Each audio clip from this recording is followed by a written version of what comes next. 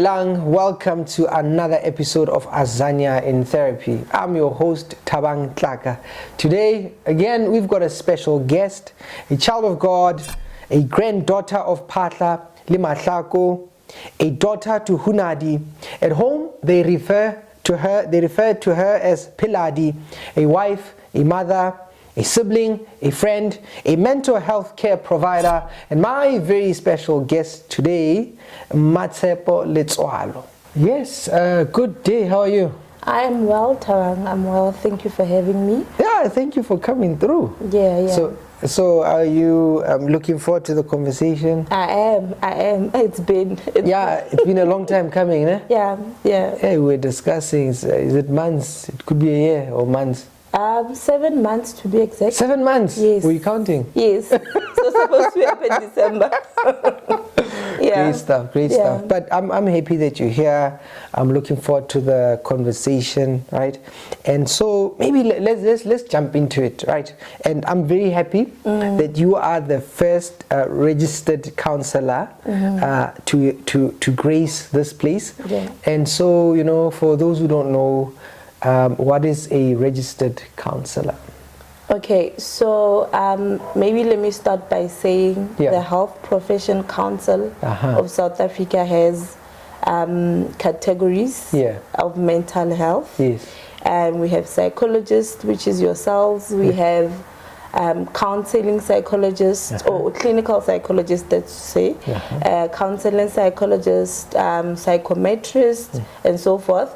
But then registered counselors are a group that went for Bachelor of Psychology, or others they do honors equivalent. But then B-Psych on its own is what most of the registered counselors do, which is first year until 4th year. Okay. And it's all included, like it's a package its own. It's one degree. One degree, but it's an honors degree.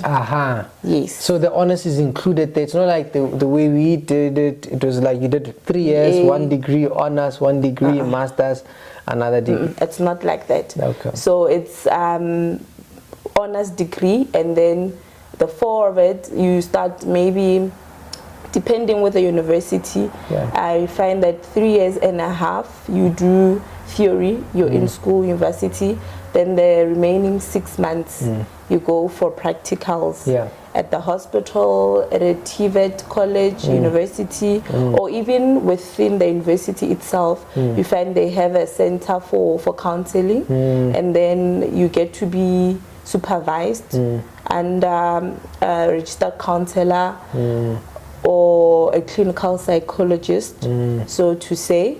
So and then you have to have about 720 hours completed, and not get half. So practically what does it mean? 700 hours? Like how long is that? 6 months. 6 months. It's equivalent to 6 months. Okay. Yes. So it's 3.5 years plus 6 months, and then you complete your studies. Yes. And where did you study? I studied at University of Limpopo. Okay. Teflup. Shout out to shout out. Ground. Yes. So I know that there are others who do the BA 3-year degree, and then they do 1 year honors, and then afterward they go to institutions like SEDEC, like Lifeline, and then they get their practicals there, get to be supervised closely, and then it's apparent that some do appeal with HPCSA. They appeal, and then they then recognize them as registered counselors. But I think it's a few of people who does that, but there are people who say they've done it before. And is that somebody, is it somebody who would have studied and worked for a while, and then they say, maybe credit me, or so why would you need to appeal?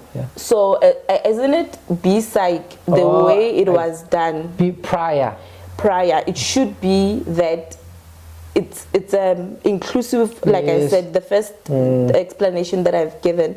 But then others, they find that they didn't know that for you to become a registered counsellor, you need to do B-Psych, not BA in psychology. So they go a road of, after recognizing that they have honors and they cannot practice, and you know how daunting it's the clinical psychology route, so they're like, okay, then I'm stuck with an honors degree, what do I do? And then they go for practicals. After the supervision it's accepted, then they go and appeal or request with HPCSA to recognize them. But I know when we were at varsity, third year, second year, we had to register as student registered counselors so that we are recognized. So I don't know how do they go about that if it's an honors route. Yeah. And when you went into it, I mean, did you know that that's what you're going for? No. Were you like, I'm going for that? Or, No. So when I went there, I just wanted to be a psychologist. Yes. I just wanted I'm going to be Dr. Phil. I just wanted to be a psychologist, and they say BA psychology, whatever, as long as there's psychology there, we go. And then when I realized that, oh, actually, no, it's not the way, because what we did at University of Limpopo, we first started with BA, the stream, and then you had to apply at the end of your first year. I see. And then they, after maybe they look at your mark or whatever the criteria they used, then you'll be transferred to B-Psych at second year. And then, then after honors, we're like, okay, we are psychologists. There's like, wait a bit. Like, wait. You're not there. There's something you missed. You are not there. You're just going to be a mental health practitioner with a category registered counselor. For you to be a psychologist, you have to do the masters and so forth. So we're like, oh, okay. So what does a registered counselor do? And then we learn about scope of practice, Form 258, and maybe we can go into that, you know, because people, when they see mental health, a practitioner, provider, they say, but I saw a therapist, and then you want to say, but which therapist? Like, but a therapist. But then there's scope of practice, and maybe say a little bit more about, you know, how you started learning. Oh, okay. First of all, did you learn like second year that this is a journey, or it became clearer after you now graduated? Or So I think with the years as you go, firstly, second year, it's like, okay, you have to apply. Okay, we are going. Anything that will give me to be a psychologist, I will do it, right? So third year, they're like, oh, by the way, you guys need to register. I think it was even fourth year, because I remember before we could go to the hospitals, the fourth year, between January and June, they said, guys, you need to rush and be registered as a student, a registered counselor, or else you're not going to go to the hospitals to see their patients, because HPCSA does not recognize you, right? So I learned along the way to say, okay, anyway, it means for me to continue and be a clinical or counseling psychologist, I have to apply for masters. So it gradually came for me to learn. So and you asked about the scope of practice. Then scope of practice. So now you now find out that, oh, okay, I must do something else to become now a clinical or a counseling psychologist to pursue this further. Now I'm a registered counselor.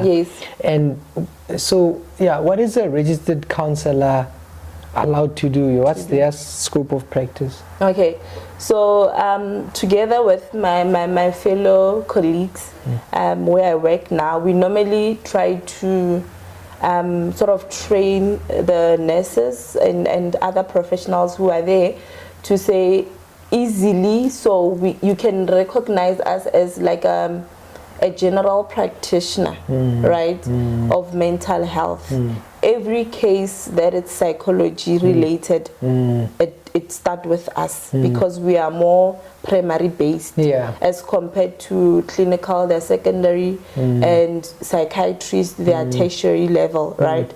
So we see cases, okay, maybe firstly our aim is to prevent a lot, and then we also promote mental health care, and we go out in schools, we go out in communities, at church, wherever we are invited, just to raise awareness on mental health and mental health illnesses, the type of disorders that we can educate on, psychosocial stressors and whatever. And then we also see, as part of promoting, we see clients or patient at a short-term therapy type of a thing, because we screen, okay, this is really a mental issue, so anything that we can manage at our level, we see that. For example, isn't it when a patient comes, you don't know if it's depression, you don't know if it's psychosocial stress, anxiety or whatever, so they get to us first, and then after we screened and seen that, okay, this patient is actually presenting with a psychotic feature or whatever, then we refer to a psychiatrist or clinical for further management. And then in a case where it's issues like bereavement, grief, or AS, acute stress disorder, or post-traumatic stress disorder, we see those cases. But like I said, because it's short-term therapy, we can only see the patient up until so many sessions, and then if we can see that there is no progress really, then we refer. We see our scope also include seeing patients for career counselling, seeing, in this case it will be client, I guess I'm used to patients, so in this case we would also see maritals, couples, we would see family for maybe grief, as I said, or maybe trauma. We would see cases such as adjustment, yes, adjustment. And I know, Thabang, we used to be called trauma specialist at some point. So majority of us, when we are trained more to be expertise of trauma. Exactly. So yeah, we see cases at that level, primary, and then refer. Yeah, I mean, do colleagues refer, or I mean, because I find that sometimes it's like, why should I refer? And then there's clients, money, and things like that. Yes. I think they do. I think they do. Well, maybe in this case, I'll speak to a few that I know and myself, because let's say, for example, Thabang, you see that this person has suicidal ideations. But it's a cry for help, or it's attention-seeking type of suicidal ideations. It's not with an intent. Literally, there is no intent when you screen. So we refer to that as minor depression, right? So we would see that. And then if it's manageable at our level, then okay, we're good. But also with grief, we see that this person is grieving. You can do a debriefing of the whole family, and then you do grief counseling, and then you can see that they are coming, they are accepting and all of that. They are learning to live with their loss. But immediately we pick up that it's complicated grief now. Okay, a patient comes session 4, they come back, they say, yeah, I saw my sister in the mall and she was waving at me, and you, oh, okay, yeah, now it's becoming complicated. Or you thought that you helped the patient manage with suicidal ideations, and now they see a reason to leave. They now know how to manage their thoughts and in relation with their behavior and feelings. And then 5th session along the line, you realize that, okay, actually it's a parasuicide. She or he came back being referred from Kalafong Hospital, down referred to say, see this patient after I believe suicidal. Then you know, I think it's not my case anymore. Yeah. Okay, so that's where you see the scope. Is there anything else with the scope you think it's important to mention? Okay, maybe just to emphasize on the issue of being general mental health practitioners, when we refer to clinical counseling or neuro, in this case, neuropsychologists, we refer to them as specialists, right? So with registered counselor, to make it simple, if everybody else maybe forgot what registered counselor is all about, they maybe can simplify it as a general psychologist who see every issue that is related to mental health, psychological stress, and then after it's not managed, then they will refer, just like the GP would refer to a pediatrician, a gynecologist, and so forth. So that's maybe something that can help. Yeah. What's the relationship like between psychologists and registered counselors in your experience? You know, do you think it's positive? There's conflict. There's ego there. In your experience, what's going on there? Ooh, yeah, I'm gonna get into trouble, hey? So maybe think about how you wanna put it. Okay, so I think in two ways it is good to some extent. I think there is no particular way that a registered counselor cannot live without a clinical psychologist and vice versa, right? And it's very nice to find a clinic or a hospital that have both of them, and in an ideal world would have a lot of discussion between, and perhaps peer supervision, so to say, right? But I have honestly seen some, I don't know if I should say power struggle, or I would say I've observed some others things, others are better, others things, others know better. So who's struggling with the power? I'm dead. You know what to say. But yeah, but I feel like also depending on who you get and who you relate with, right? Okay. It's a matter of, okay, I can see this patient, so can I, so why do I have to refer? Or a matter of, why do I have to refer down to you if I can still manage it at my level? There's no point of that. But I think we can do better in most of that. But I should say, in my observation and my honest observation, is that there is a few that works better, but there is some struggle in between. Yeah, I think, I mean, I'm asking the question because I sense that in spaces there's some conflict there and some tension. And I think all of us, you know, when we think about scope of practice, I think it helps us kind of focus and to also remember that we are actually here to assist the people, and to not look at people like cash cows and put the egos aside. But I hear you. I don't want to get you or us in trouble. You know. Yeah, sure. So maybe let's go into this. So you went and you did a master's. So you studied and you did your registered counselling. You are working, and later on. So how many years do you, after you've been working, do you say, okay, I need to do a master's? And what did you do it in? Yeah.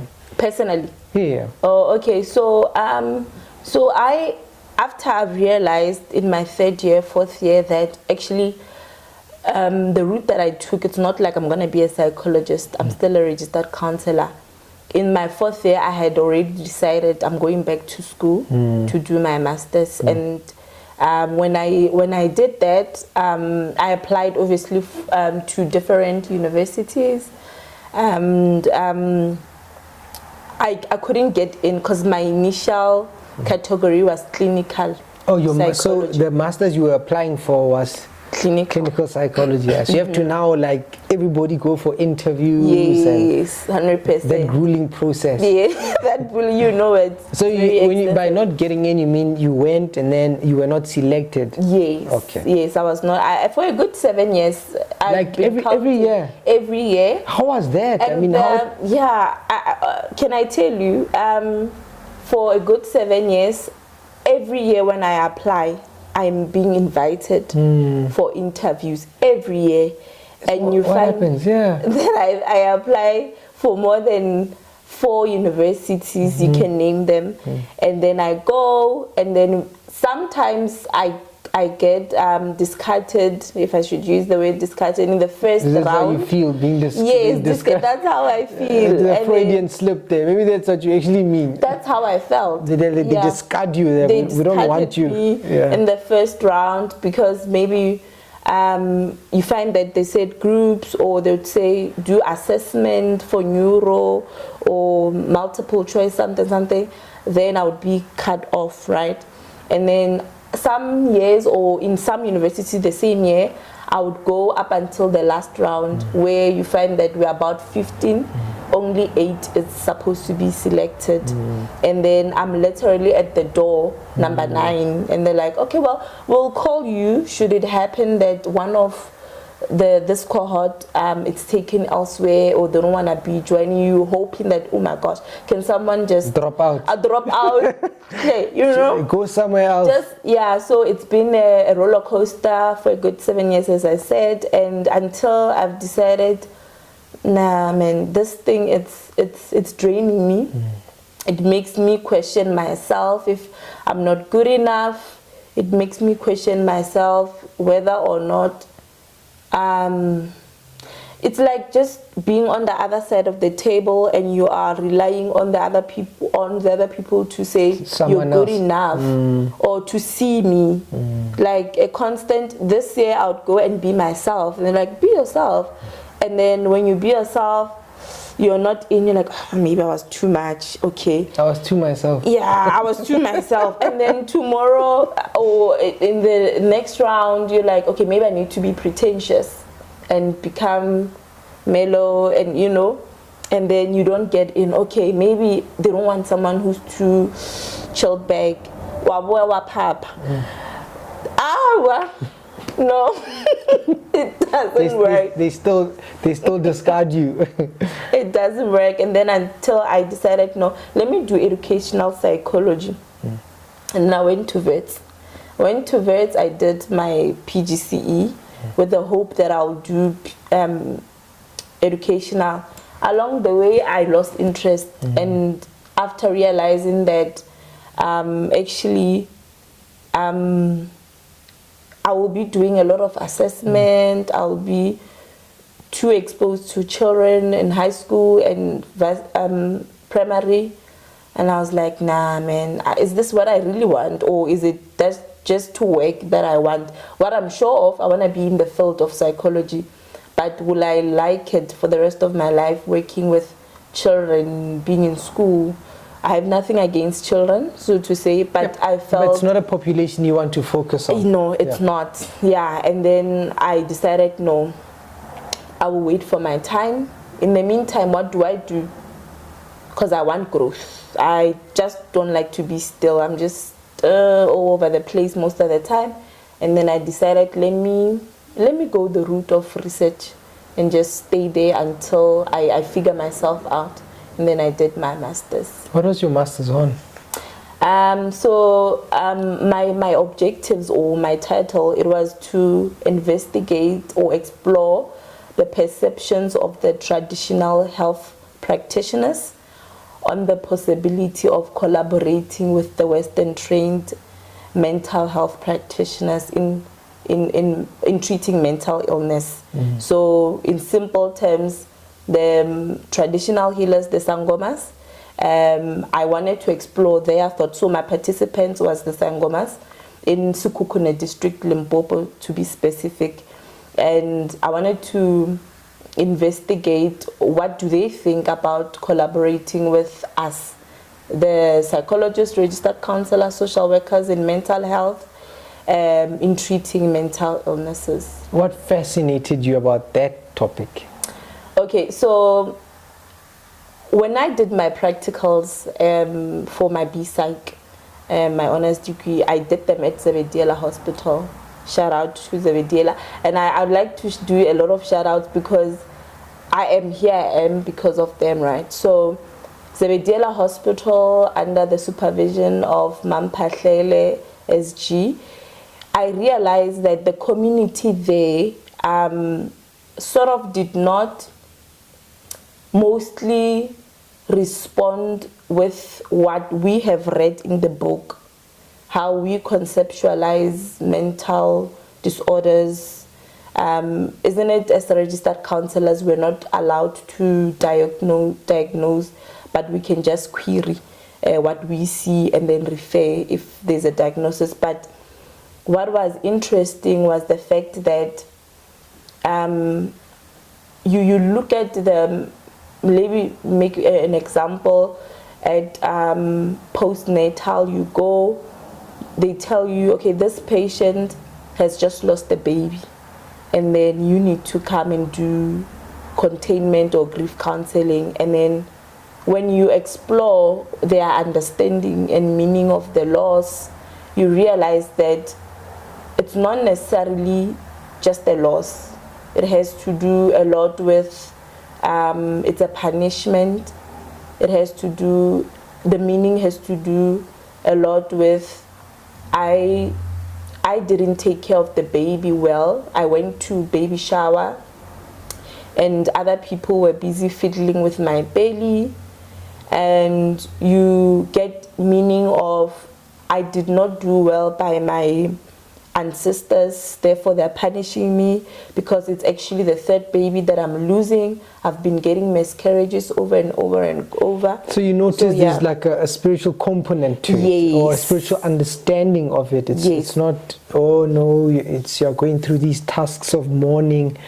You would pick up that, oh, but people have a different meaning, and it's not necessarily what you saw a lot in the textbooks and the articles. So that sparked your curiosity. Yes. Okay, so then you pursue this topic, and I pursued that. How did that go? So with the results of my study. Yeah, like, you know, before your results, you know, going into it, how did it feel? What was your experience like? You know, was it fun? Was it challenging? Okay, so honestly, before I could go into it, I had a fear or maybe a discomfort because I always had this perception that I hold about traditional health practitioners. Honestly, I was so uncomfortable to be around them, and until when it kept on, can you just investigate what is happening there? And the reason why I related all the patients I've seen with the spirituality and everything else, it's because of how it's not only how they believe that it's their ancestors, but also at church they said, my traditional healer said it's this and this and that, right? So I was not comfortable with that, but with the help of my supervisors, shout out to Prof. Sodi Tolene and Prof. Makhatlela,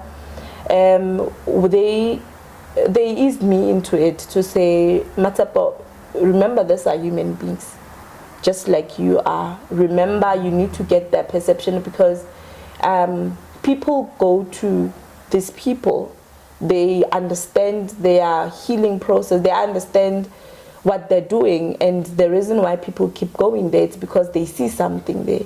And there is a number of people who said they have proof that they've healed because of a traditional healer. And then so how about, and I was like, okay, let me hear what do they have to say if they had to collaborate with us, the Western trained psychologist, registered counselor, to treat mental illnesses.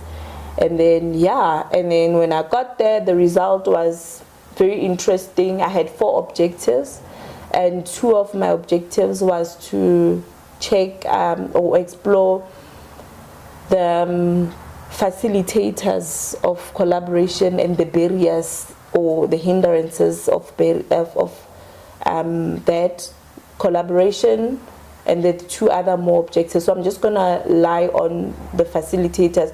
It was the issue that the traditional healers, when they observed Western trained, they see us as being very judgmental. They see us as being very learned to a point where we undermine them, and we undermine our spirituality, we undermine where we come from, we regard them as being dirty, unethically, they don't know what they're doing, they don't even have measurements and all of those things. And those were the barriers, in fact, that makes this collaboration gonna be challenging, so to say. And some of the facilitators, one of the other interesting barrier was the issue of belief system. To say, because of you Western trained are mostly Christians, you don't want to engage with us because you feel like we are demons, you feel like we are sorcerers, witchcraft and all of those. They don't want to associate with you because of a lot of untidy or unscientific measures that they use. And yeah, that was one of the other issue.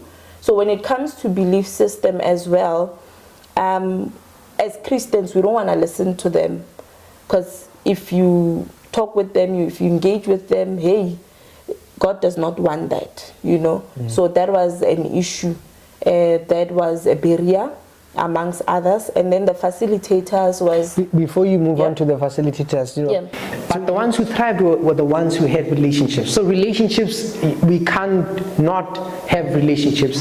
What are the good ones? The good ones are the authentic ones, where the people, where we feel, where we connect, where we are honest, where we are vulnerable, because that's what we bond in. A good relationship is where I can be myself and I'm not judged. Right? I can be held and I can be challenged. And a good relationship is when I'm not perfect and somebody's able to hear me out, embrace me and work with me. Those are the relationships. And many of us don't have people to trust. So with the barriers, was it more the Christianity or the scientific method, you know? Because even in the scientific community, they would say this Christian stuff doesn't make sense. Yes. So where did you find that traditional healers were having a difficulty with? Was it more the Christianity part, or was it more the scientific way of measuring, testing, something that can be repeated? Both, actually. Both. Equally? Yes. And I think, I know both, because what the study has shown is that, remember the Western trained, some of them are Christians. And when you are going to go there, they're going to tell you that in Jesus' name, you're not supposed to go there and see a traditional healer, right? And then when I go to Christian, the three top in South Africa particularly, systems that offer healing, it's the church, it's spiritual healing, it's the Western scientific, which is medical, which medical being the mainstream one, right? And then it's also the traditional system, health system. So those are the top three. So the traditional healers in my study, they were referring to both of them. They tend to have this attitude towards them. Did they, what about people who don't believe in spiritual stuff? Did they, like you, I mean, atheism is also growing quite a bit. Did you find that there are people who just don't entertain any spiritual talk? Yes. Like, whether Christian or traditional, or they're like, no, the science says, and we have to have empirical studies, and did that feature somehow? Yes, in fact, to some of the traditional health practitioners in my study, there are those who don't believe in God. There are those who believe in God and also believe in ancestors themselves, to a point where those who don't believe in God, they tend to have, there is no other healing except for this that come from the ancestors, Vadim, right? Whereas those who believe in both, they say there is no way our medicine can work without God's approval. So they sort of recognize a hierarchy of some sort. I see. So there is ancestors who become the mediators, and then the mediators will go to the supreme power, which is God, and plea and say, God, our child on earth want to heal people, can you kindly assist? So there are those who observe that hierarchy. So when they relay it, those who believe in God, they take it as God is more like a parent that you don't just go to. You know, in African you can't society, just go directly. You don't go to Papa and say, Papa, I want this and this. You go through your mom and say, Mama, can you please ask Papa, I want. So there's that protocol, so to say. Yeah, I hope it answers your question. No, it does, it does. And partly why I asked, because I remember when many years ago, I was an intern. Yeah. I was in Cape Town, and we had this, it was a journal club. Yeah. I presented a paper, I forget what it was about, but it was something about, psychology, traditional healing, African tradition, things like that. Then I remember the scientist, he says, the psychiatrist, the chief psychiatrist, he said, yes, very often we want to work with the traditional healers, but the issue we're having at the time was, the issue was when we say show us like how this works, and they said no, you can't. So maybe part of the barriers were, but people, they never wanted to kind of come on board. We said we want to work because people will come and say, but I pass by the traditional healer, so we understand that. But when we would say let's collaborate, the traditional healers would be like, no, we don't want to show you how we work. Yes. So there was something like that. Yes, maybe just to attempt to respond to that.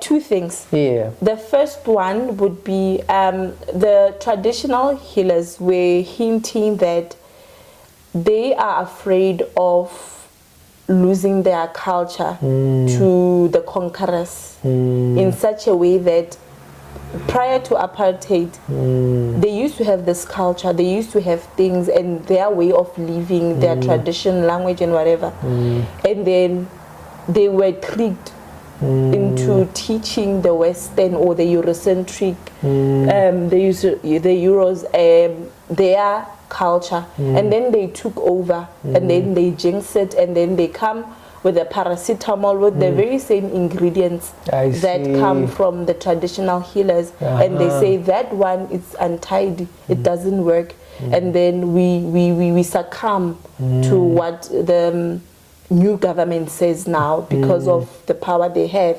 That is their fear. So they're holding on to their indigenous knowledge. True. The other reason was that with spirituality, they cannot explain certain things in J. They come because it was what their ancestor says. Some of the things, when you look at them, they don't. You just like they don't seem as the if they way make you sense. look. It's not what it seems, because why? It's a spiritual thing, and you can't explain it. And sometimes when they have to heal, so and so's ancestors, the Tlaka's family can say this, the Letsoalo's families can say this, and you find that the very same muti that we're using it differently, with the same muti, but you're using it for the headache, I'm using it for the gastro. You get me? So I see. I mean, so that makes sense. It's part of the barriers, right? But you were also going into what facilitate, where as you unpack the nuances, right? So you are going now. What helped? What was facilitating then the relationship? So first and foremost, they suggested the point that there should be a number of co-joined meetings between the Western trained and themselves, traditional healers, in a sense that when we sit down and we agree on something, we have a common shared goal. Meetings was one of them. 2 was constant workshops and trainings, in a sense that traditional healers will then train, because now we have something written down, like you're not coming here to steal. I see. We have policies, a formalized way of, we agree on how we're going to have this exchange. Yes, we have policies in place. If you steal our thing, what will be the consequences of that? So there's going to be workshops and training and vice versa. The Western will train them. How do you, for example, do intake session? How do you do counseling? And then we learn from each other. If there's a new technique that we both have to learn, then we'll have that. Another facilitator was the issue of referrals, because the traditional health practitioners have recognized that the Western want them to refer to Western, but then they don't refer in turn. So let's have a referral type of a thing. A balanced relationship. Yes. Codependency. Yeah. What do you think when you said that? I was just thinking about there are places like, I think I saw Vista. Yes. They have these workshops, but they'll often get traditional healers to come and train. But healthcare providers who are also traditional healers. Yes. I don't know if that came up in your. Yes. So they're like Western trained. Yes. But they also, they went on a journey. Yes. So there was remember I said I had 4 objectives. Yeah. One of the objectives was that how do we sustain the core independency? And the traditional healers had suggested that there are people who dual practice or they do hybrid, so to say, in such a way that we will have a psychologist who assume a traditional healer role, who will guide the Western and also guide the traditional to say, okay, in traditional, that's what mean, and maybe giving an example to at Akeso or Vista, wherever, you find that when you see a person presenting with psychotic features, because we were trained in a Western way, we only see that. But then there is also in DSM-5 a cultural formulation interview that is there to indicate that some of the illnesses patients understand them from a cultural perspective, right? In a sense that now when a dual practitioner understand, they can be able to say, this is not psychosis, this is not schizo, this is actually bading. This person unida horaya phahle and then utla sharp. I see that, but that's very fascinating. I was just thinking, then part of the issue, maybe just a little detour, or I don't know if it comes together, becomes the issue of, see, medical aids and claiming, right? So how do you claim for traditional? So it's like you were there in the study.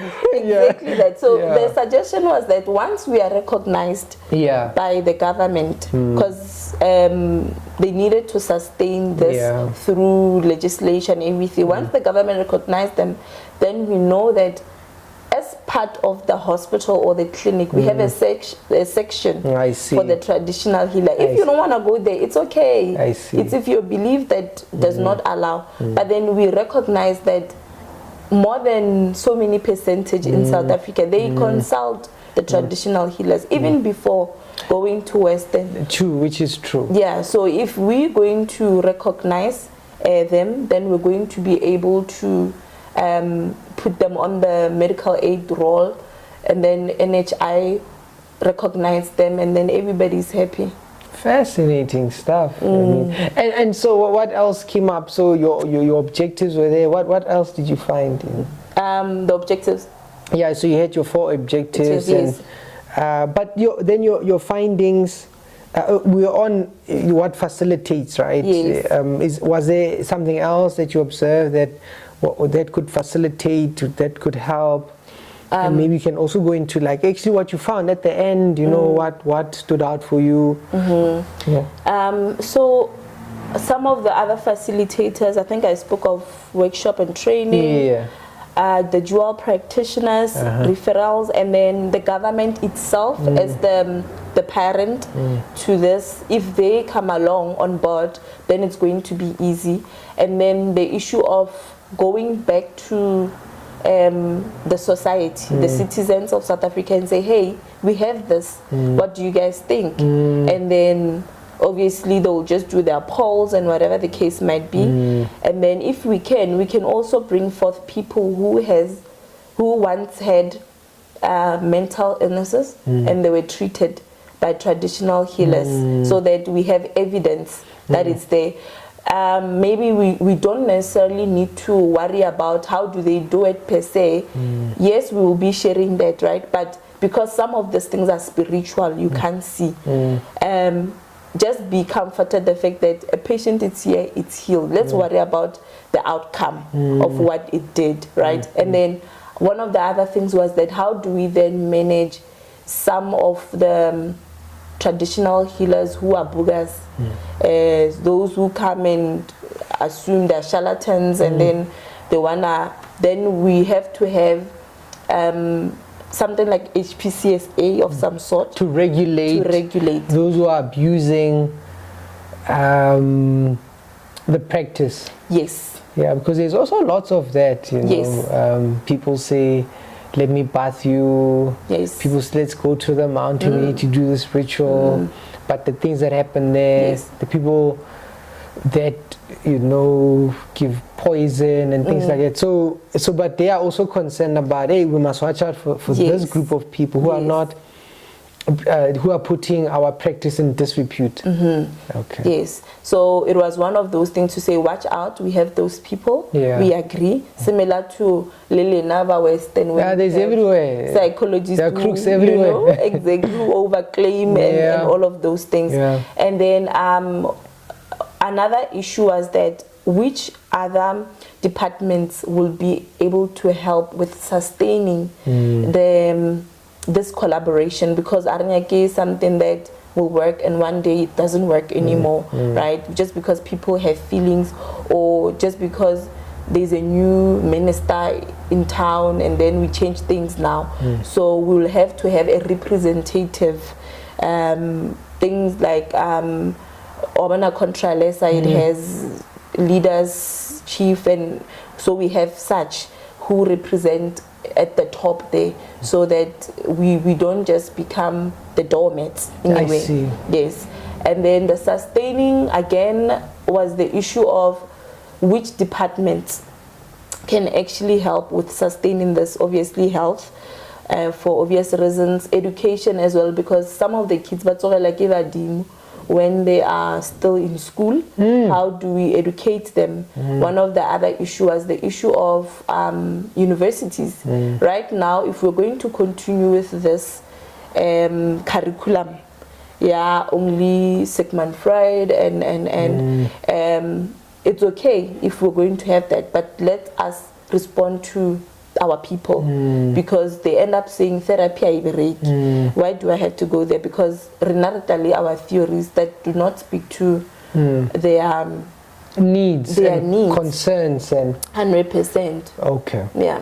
So it's partly what you're saying when you started at the beginning, that you know you worked, but when you try and help people, there's a way they would kind of describe what they were experiencing, and it wasn't matching what you learned. And then you do your masters, it comes off, it sort of, because part of what I'm hearing is you sort of saying, then we'll have something that actually is relevant, something that resonates with people. African people, yeah. And maybe then for you, like how did you transition going through this process of, you have this question, you had these objectives, now you go in, you pursue. It sounds like you had some extensive conversations. But going in and coming out, are you the same? Has something changed with you? Yeah, honestly, something has changed. What has changed? If you hear my intro, I am more on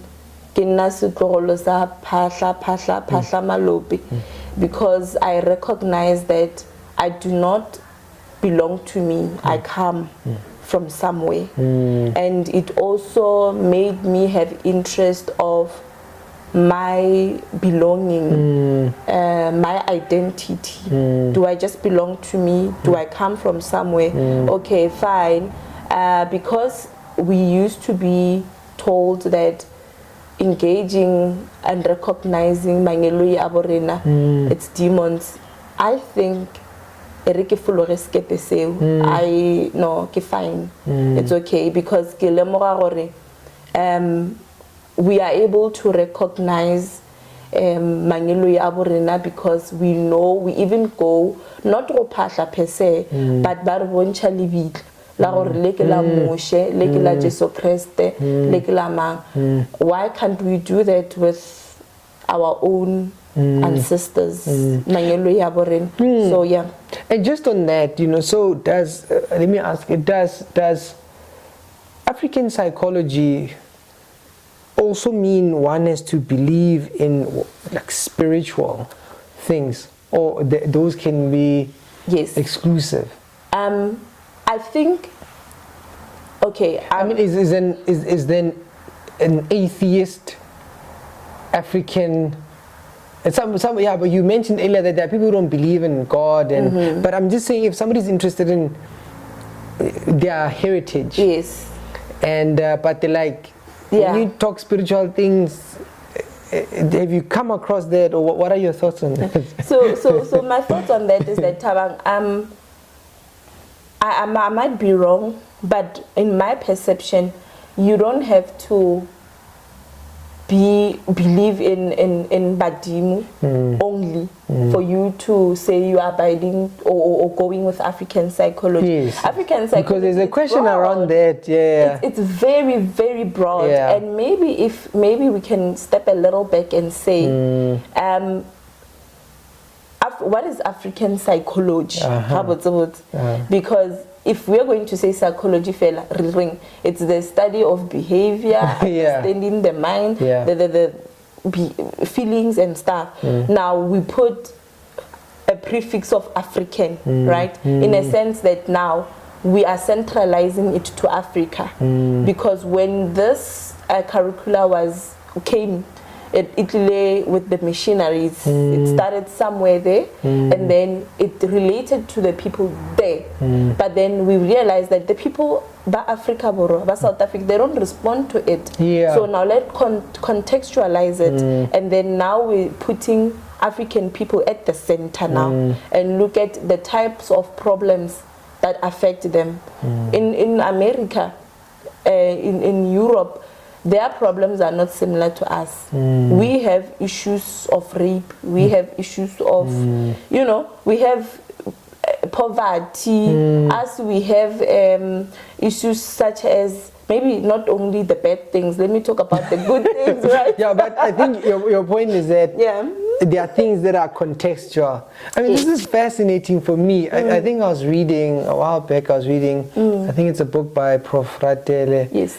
I think the way it looks like from here, or how it looks like from here. The world looks like this from here.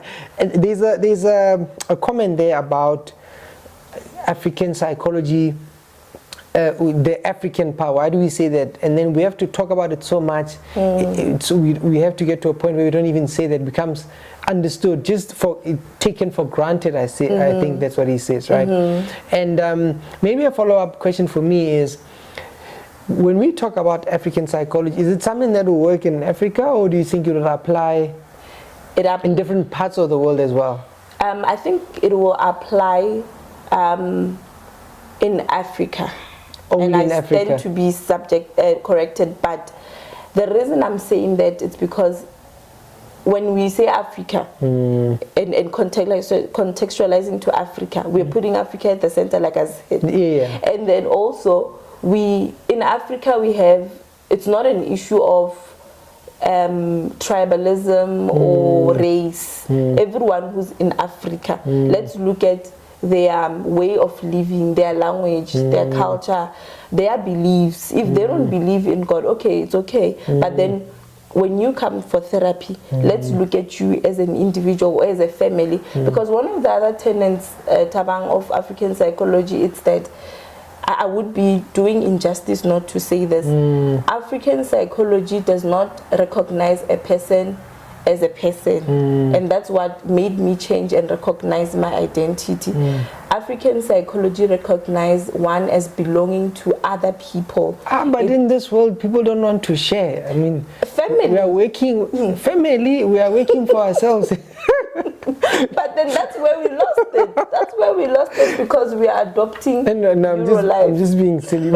But you understand the thinking. There are people who are going, no, share what? Ubuntu. That's the center of African psychology. Because a lot of people say Ubuntu is also romanticized. Sure. That we are here looking, we have to look after your own, you know? Yeah. I should say, I think personhood or humanhood, it's grounding us to say uskaba selfish. Hence the issue of therapy alone, individual therapy. In this context, African psychology, we might have to just visit it there and there.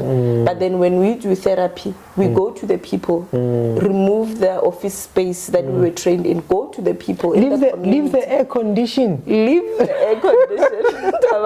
Go to the community, hear what they have in their society. I hear what you're saying. Yeah.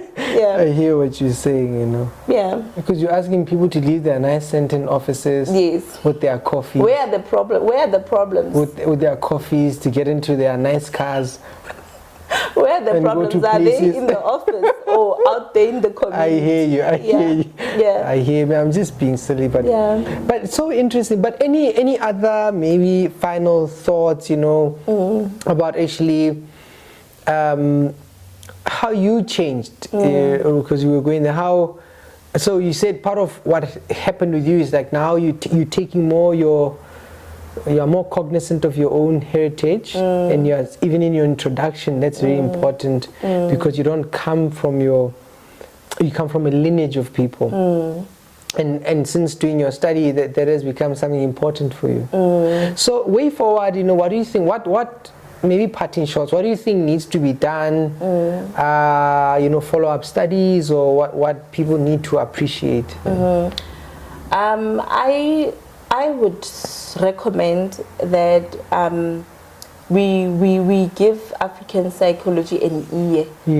Riskava ignorant. Okay. Because just listen and read and hear what it says, and more learning it responds to you. Take it. If it doesn't, it's okay. If you wanna continue with the euro, and we're not saying we're discarding the euro, they coexist, but what we're doing, we're Africanizing. We are saying we are not at the periphery now. We are sort of decolonizing now. We are saying we matter as well with our own problems. So I think I would also like to urge, I know that other universities have started, like Sfako Mahato under Prof. Baloi Lisiba. I know Prof. Noe and Prof. Ramose are also educating on that. If it's possible, let's decolonize